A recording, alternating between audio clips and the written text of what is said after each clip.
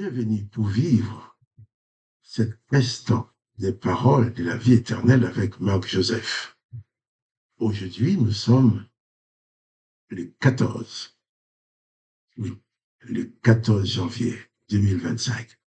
Et je suis revenu te rappeler, au cas où tu l'aurais oublié, que ce jour du 14 janvier 2025 est pour toi un jour de grâce, avec la présence de Jésus-Christ qui est dans ta vie. Jésus-Christ qui te dit, quoi qu'il arrive, il te dit, je suis avec toi tous les jours et jusqu'à la fin du monde. Et je t'invite à t'installer dans cette réalité de la promesse de Jésus-Christ d'être avec toi tous les jours et jusqu'à la fin du monde et banni de ta vie toutes sortes de panique. Plus de peur, plus de terreur, plus de découragement, plus de déprime, plus de dépression nerveuse, plus d'anxiété. Parce que tu te confies en Jésus-Christ.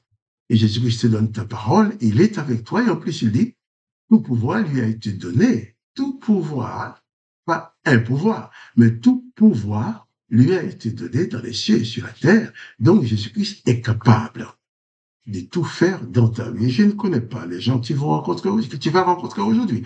Je ne connais pas les problèmes que tu vas avoir à affronter. Je ne connais pas les circonstances difficiles que tu vas rencontrer. Mais je connais une chose, c'est que Jésus-Christ a promis d'être avec toi. Et si Jésus-Christ est avec toi, chaque instant avec Jésus-Christ est un instant de grâce et de bénédiction. Et Jésus-Christ veut aussi que toi-même, qui a reçu sa grâce et sa bénédiction, que tu sois aussi un distributeur de grâce, distributeur de bénédiction.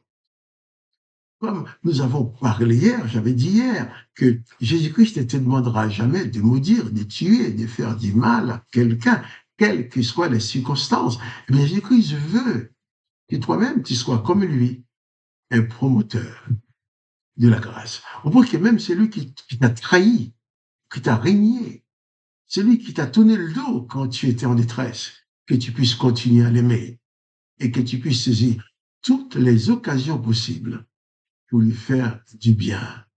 Nous avons parlé hier aussi de Simon-Pierre, disciple de Jésus-Christ, qui après avoir vécu 3 ans avec le Maître, en écoutant ses enseignements, bien sûr, il a quand même réussi à régner le Maître. Parce que lorsque Judas a trahi Jésus, il l'a vendu pour 30 pièces d'argent. C'était un cas. Ensuite, Pierre a suivi Jésus, a suivi les gens qui amenaient Jésus dans la cour du souverain sacrificateur pour les juger et pour les condamner. Pierre les a suivis. Pierre a pu entrer dans la cour pour regarder ce qu'on était en train de faire de Jésus. Et une servante a reconnu Pierre. Et devant cette servante, Pierre a eu peur. Et dans la peur, Pierre a dit, ah non, non, non, non, non, je ne connais pas Jésus. Moi, non, non, cet homme-là, je n'ai jamais vu, je ne connais pas. Et quelqu'un qui a dit, oui, mais tu as déjà vu avec lui. Ah non, c'est pas moi, il y a erreur. Les textes dit d'ailleurs, quand pour la 3e fois, Pierre a dit qu'il ne connaissait pas Jésus, le regard de Jésus a croisé le sien. Et là, Pierre a pris conscience, qu'est-ce que j'ai fait? Et Pierre avait une très bonne raison de s'installer dans la culpabilité. Il dit, bon, j'ai trahi le Maître, mais qu'est-ce que je vais devenir? C'est lui qui comptait le plus pour moi. Je l'ai régné. N'empêche, Pierre qui connaît aussi les paroles de grâce que Jésus a toujours prononcées, il ne s'est exclu lui-même.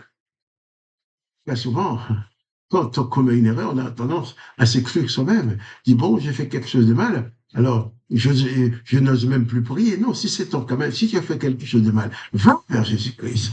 Jésus-Christ est source de grâce, source de pardon, source de bénédiction, source de consolation.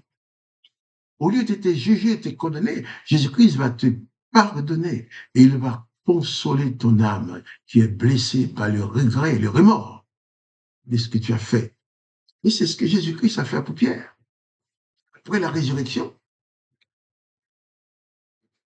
le texte nous dit dans Jean chapitre 21, verset 15, non seulement Jésus a été à la rencontre de ses disciples, il leur a préparé du poisson à manger, ils ont mangé, Jésus a cuisiné pour eux. Et Jésus va s'adresser particulièrement à Simon-Pierre en lui disant, le texte nous dit, après qu'il eut mangé, Jésus dit à Simon-Pierre, Simon, fils de Jonas, m'aimes-tu plus que ne m'aiment ceux-ci, les autres disciples? Il lui répondit, oui, Seigneur, tu sais que je t'aime. Jésus lui dit, paie mes agneaux. Il lui dit encore une seconde fois, Simon, fils de Jonas, m'aimes-tu? Pierre lui répondit, oui, Seigneur, tu sais que je t'aime. Jésus lui dit, paie mes brebis. Jésus lui dit, pour la troisième fois, Simon, fils de Jonas, m'aimes-tu? Pierre fit attrister de ce qu'il lui avait dit pour la troisième fois, m'aimes-tu? Et il lui dit, répondit, Seigneur, tu sais toutes choses, tu sais que je t'aime. Jésus lui dit, paie mes brebis. Simon-Pierre avait régné Jésus 3 fois. Et pour sa guérison, sa consolation, Jésus a conduit Simon-Pierre à proclamer 3 fois son amour pour lui. Et à chaque fois que Pierre a proclamé son amour pour Jésus, Jésus lui a donné une marque de confiance. Donc tu m'aimes. Tu m'as régné, mais tu m'aimes quand même. Alors, je te confie de prendre soin de mes brebis, de mes agneaux. Jésus savait bien que Pierre avait mal dans son cœur. Il avait mal dans son âme. Pierre avait du remords.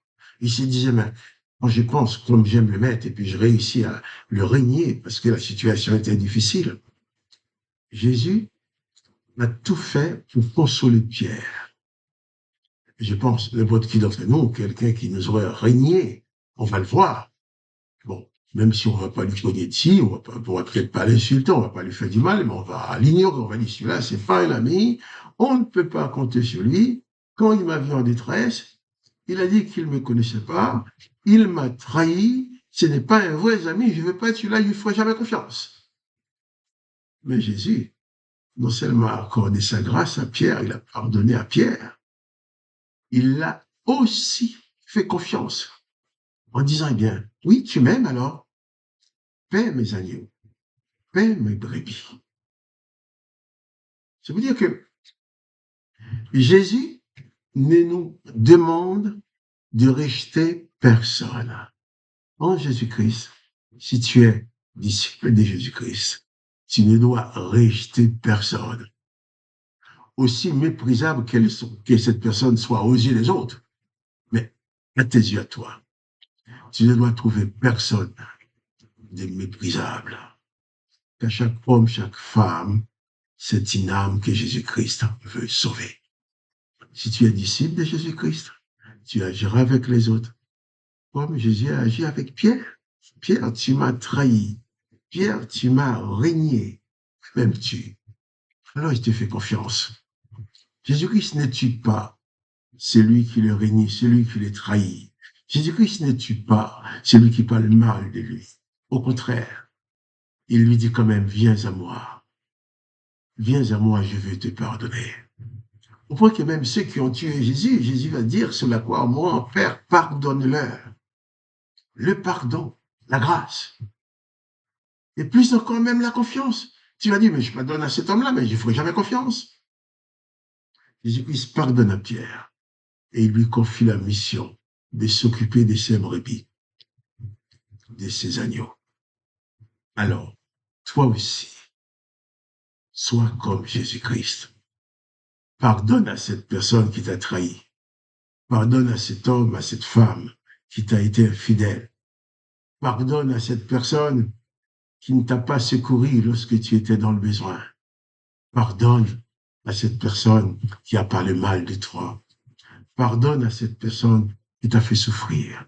Et en lui pardonnant, tu libères ton âme d'un poids. Tu libères son âme et tu libères ton âme aussi. Jésus a consolé Pierre au lieu de l'accabler du fait qu'il l'avait régné. Jésus lui a pas fait des reproches. Il a dit seulement, Simon Pierre, dis-moi que tu m'aimes. Dis-moi que tu m'aimes. Dis-moi encore que tu m'aimes. Pierre dit, Seigneur, tu sais toutes choses. Et c'est vrai. Jésus-Christ sait toutes choses. Il connaît les cœurs de Pierre, le cœur de Pierre. Il sait ce qui se passe à l'intérieur de cet homme. Toi, tu dis, les autres qui ont vu ce que j'ai fait ne me font jamais confiance. Mais pourquoi? Parce qu'ils ont vu l'erreur que tu as commise, mais ils ne connaissent pas ton cœur. Mais Jésus-Christ voit l'erreur encore plus que les autres, mais il voit aussi l'état de ton cœur. Il sait que tu l'aimes. Il sait que malgré ta défaillance, tu veux rester attaché à lui. Eh bien, il ne te repoussera jamais. Tu peux toujours venir à Jésus-Christ. Tu seras toujours accueilli, béni et consolé par sa présence. Alors, mon frère, ma sœur, pas de panique, pas de terreur, pas de découragement. Quel que soit l'état de ton âme, Jésus-Christ t'aime et il veut que tu sois sauvé. Il ne va pas chercher à te condamner, mais il veut seulement, non seulement te pardonner, il cherchera tous les moyens pour consoler ton âme, afin que tu sois dans la paix, dans la joie. Alors, que le nom de Dieu le Père, de Dieu l'amour, soit glorifié. Que le nom de Jésus-Christ soit glorifié. Et quant à moi, Marc-Joseph, je te dis, eh bien, pas de panique. Jésus-Christ ne va jamais exercer la vengeance contre toi. Et il ne va jamais te demander aussi d'exercer la vengeance. Alors, pas de panique. Si tu veux mieux connaître Jésus-Christ, tu peux lire l'évangile avec nous. Chaque mardi soir à 21h en composant sur ton téléphone le numéro gratuit qui est 01 59 42 30 42 et composer les codes 334 84 82 dièse. Et tu seras en lien avec nous pour la lecture de l'évangile. Sois donc béni. Et n'oublie pas que Jésus-Christ est avec toi tous les jours jusqu'à la fin du monde. Alors pas de panique. Le Sauveur est avec toi et il a tout pouvoir pour te secourir. Amen. Pour les paroles de la vie éternelle.